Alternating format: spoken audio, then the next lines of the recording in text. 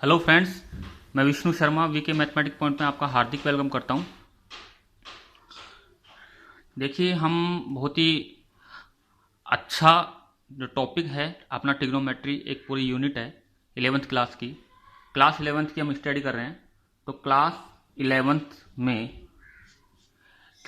में मैंने काफ़ी जो इससे प्रीवियस क्लासेज हैं ट्रिग्नोमेट्री पे हो चुकी हैं, और हम एक ट्रिग्नोमेट्रिक इक्वेशन पढ़ रहे हैं आज। सॉल्यूशन ऑफ ट्रिग्नोमेट्रिक इक्वेशन क्या होती है, ये कैसे काम करती है, इसका सॉल्यूशन क्या होते हैं, कितने सॉल्यूशन होते हैं, क्या है क्या नहीं है, वो सारे डिस्कस मैं आपको आज करूँगा। और ट्रिग्नोमेट्रिक इक्वेशन मैंने आपको पहले बोला था, आज भी बोल रहा हूँ कि प्लीज़ कमेंट करके बताइए जिन स्टूडेंट्स को जिस भी टॉपिक में प्रॉब्लम हो, चाहे वो किसी भी लेवल का हो, school level, college level, engineering level, किसी भी लेवल का हो, तो प्लीज़ मुझे कमेंट सेक्शन में कमेंट्स करके बताएं उस टॉपिक का नेम। ओके, चलिए हम बात करते हैं solution of trigonometric equation. Trigonometric equation, ठीक है, ट्रिग्नोमेट्रिक इक्वेशन। ट्रिग्नोमेट्रिक इक्वेशन क्या होती है? जब ट्रिग्नोमेट्रिक फंक्शन, ठीक है, ट्रिग्नोमेट्रिक फंक्शन की वैल्यू अगर कांस्टेंट हो तो वो क्या होगी? Trigonometric equation. जैसे मैं एग्जांपल के थ्रू बताता हूं आपको, like sine x equal to 1/2, ये क्या होगा? Trigonometric equation. जैसे मैं बात करूं cos x equal to sine x, ये भी क्या हो सकती है? Trigonometric equation. या cos square x plus sine square x equal to 1, ये भी क्या है? Trigonometric equation. तो इसके दो सॉल्यूशन होते हैं, मतलब दो टाइप हैं, लेकिन सॉल्यूशन तो एक ही है, मतलब मेथड तो एक ही है, लेकिन दो टाइप बोल सकते हैं, दो टाइप होते हैं। तो पहला जो टाइप है सॉल्यूशन में, फर्स्ट जो टाइप है उसको हम बोलते हैं प्रिंसिपल सॉल्यूशन। क्या बोलते हैं? Principal solution, principal solution. और सेकंड जो टाइप है उसको हम क्या बोलेंगे? General solution, general solution. Okay, principal solution क्या होता है? प्रिंसिपल सॉल्यूशन में जैसे जब मैं बात करूं, जैसे साइन एक्स इक्वल टू, यहाँ देखिए ध्यान से, जैसे मैं बात करूं साइन एक्स इक्वल टू 1/2, तो 1/2 वैल्यू कहाँ कहाँ आएगी? एक्स इक्वल टू π/6 पे आ सकती है। तो π/6 क्या होता है? 30 डिग्री। 30 डिग्री की वैल्यू कितनी होती है? 1/2। और π/5 π/6 पे आ सकती है। तो ये दो वैल्यू हैं, ये आ गई 1/2। तो जब वैल्यू 0 और 2π के बीच में हो, 0 to 2π के बीच में हो, तो उसकी वो क्या होगी? Principal solution. बट अगर ऐसा भी हो सकता है, जैसे साइन एक्स, जैसे मैं एक इक्वेशन लूं, जैसे मैं एक ग्राफ लूं, ओके,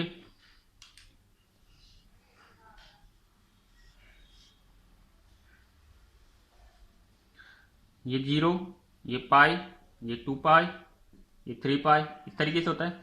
अब वैल्यू यहां भी हो सकती है, यहां भी हो सकती है, यहां भी हो सकती है, यहां भी हो सकती है, कहां भी हो सकती है?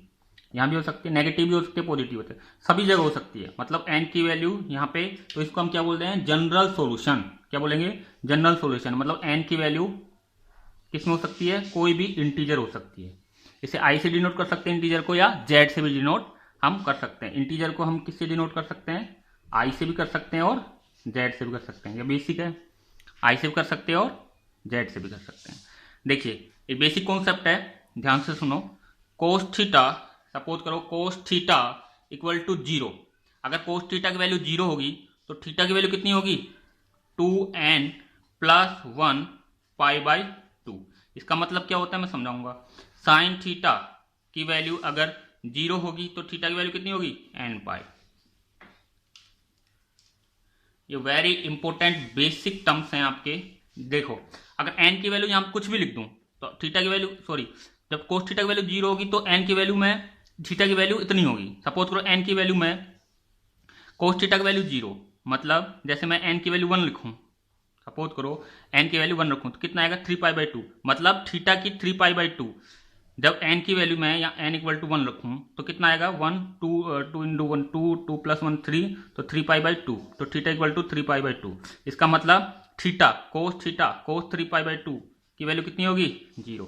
तो किसी भी टर्म्स में यहाँ 2 रखूंगा तो जितनी वैल्यू आएगी 2 5π/2 की वैल्यू कितनी होगी कोस 5/2 5π/2 की वैल्यू कितनी होगी 0। उस तरीके से cos theta equal to 0 if theta equal to nπ। कैसे जैसे मान लो थीटा इक्वल टू मैं 0 डिग्री लिखूँ तो साइन 0 की वैल्यू कितनी होगी 0। थीटा के जैसे n की वैल्यू कितनी रखूँ सॉरी थीटा की वैल्यू नहीं n की वैल्यू, ठीक है डायरेक्ट लिख दिया मैंने। तो जैसे मैंने यहाँ nπ जैसे मैं बात करूँ जैसे अगर मैं यहाँ 2π लिखूँ theta equal to n equal to 2 तो 2π तो साइन 2π की वैल्यू कितनी होगी 0। nπ साइन 3π की वैल्यू कितनी होगी 0। साइन 5π की वैल्यू कितनी होगी 0। तो कोई भी पाई हो nπ की वैल्यू कितनी होती है ऑलवेज 0। तो हम एक क्वेश्चन कर लेते हैं, एक एग्जांपल कर लेते हैं जनरल सॉल्यूशन का। तो आज मैं जनरल सॉल्यूशन निकालना बता रहा हूं आपको। ये है प्रिंसिपल सॉल्यूशन। ये क्या है आपका प्रिंसिपल सॉल्यूशन। इसको क्या बोलेंगे प्रिंसिपल सॉल्यूशन। प्रिंसिपल सॉल्यूशन तो सीधा सी बात है 0 to 2π के बीच में जितनी वैल्यू होंगी वो सारी क्या होंगी प्रिंसिपल सॉल्यूशन। तो हम जनरल सॉल्यूशन की बात कर लेते हैं। जैसे एक क्वेश्चन लेता हूं मैं, ये sine x equal to sine y, इसका अपन क्या निकालना है find general solution. General solution तो किस तरीके से निकालते हैं ध्यान दो। इसको मैं ऐसे लिख सकता हूं कि sine x minus sine y equal to 0। अब sine c minus sine d का फॉर्मूला लग जाएगा तो 2 cos x plus y/2 okay cos x plus y/2 और अब क्या होगा साइन x माइनस y/2 इस तरीके से लग जाएगा इक्वल टू 0। तो क्या लिख सकते हैं cos x plus y/2 equal to 0। अगर ये मैं 0 ले लूं या sine x minus y/2 equal to 0, अगर ये मैं ये 0 ले लूं तो क्या होगा जब ये 0 लूंगा तो क्या होगा cos 0 तो थीटा की वैल्यू कितनी हो जाएगी दिस। तो थीटा यहाँ पे क्या है x प्लस y/2 तो x प्लस y/2 की वैल्यू कितनी हो जाएगी 2n प्लस 1/π/2 ये हो जाएगी π/2 2 से 2 कैंसिल तो x की वैल्यू कितनी आ जाएगी 2n plus 1 pi minus y। और यहां से कितनी हो जाएगी यहां देखो यहां से कितनी हो जाएगी तो x माइनस y की वैल्यू कितनी हो जाएगी y/2 इक्वल टू nπ ये वाला nπ हो जाएगा। और nπ हो जाएगी यहां पे कितनी हो जाएगी तो x की वैल्यू कितनी आ जाएगी 2nπ प्लस y। तो इसको हम क्या लिख सकते हैं इसको हम लिख सकते हैं x equal to 2n plus 1 pi minus और माइनस 1 को 1 क्या लिख सकते हैं -1 2n प्लस -1 y। और इसको क्या लिख सकते हैं 2n पाई प्लस -1 की पावर 2n y। तो हम क्या लिख सकते हैं general solution x equal to कितना आया n पाई प्लस -1 की पावर n y। अगर ये n इवन होगा तो फॉर्मूला क्या लग जाएगा ये वाला लग जाएगा और ओड होगा तो और जनरल सॉल्यूशन के लिए क्या होगा ये होगा। तो general solution x equal to कितना आ गया दिस। समझ में आया। तो आज के लिए इतना ही आपने समझा। और मैंने पहले बोला था और अब बोल रहा हूं और बार बार बोल रहा हूं जिस स्टूडेंट को जिस भी टॉपिक में प्रॉब्लम है प्लीज प्लीज प्लीज मुझे कमेंट्स करके जरूर बताएं आपको ये वीडियो कैसी लगी ये भी मेरे को बताएं कमेंट में। ओके आज के लिए इतना ही बाय थैंक यू।